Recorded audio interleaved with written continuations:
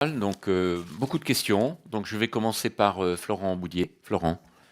Oui, merci Monsieur le Président. Ma question va s'adresser plus particulièrement à notre collègue Michel Lesage après son rapport d'évaluation. Excellent rapport remis au Premier ministre il y a 2 ans, pratiquement jour pour jour.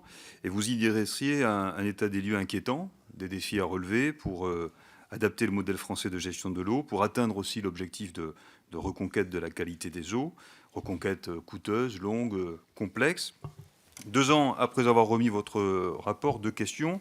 D'abord sur la transformation, sur l'adaptation du modèle de gestion de l'eau. Vous êtes à l'origine, chers collègues, de l'article de la loi NOTRe qui confie à la région, Martine l'a dit il y a quelques instants, la responsabilité, si l'État des eaux de surface souterraines le justifie sur le plan sanitaire, environnemental, une responsabilité de coordination. Mais peut-être pourriez-vous aller plus loin dans l'analyse sur cette autre proposition qui figure dans le texte NOTRe, auquel s'oppose toujours le Sénat, qui consiste à transférer la politique de l'eau, la gestion des eaux et l'assainissement aux intercommunalités. C'est un point très important et c'était un des points que vous aviez souligné et même ressouligné, si j'ose dire, dans votre rapport. Et puis un point qui me paraît important, que vous n'avez pas, me semble-t-il, véritablement abordé, et qui est la question du financement.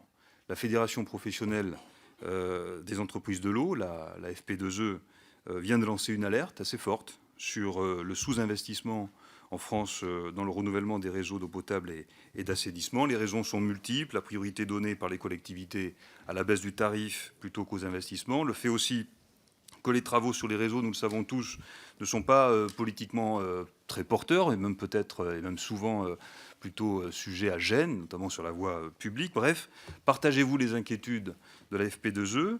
Et si oui, comment donner par conséquent un coup d'accélérateur aux investissements dans ce domaine? Je vous remercie. Merci.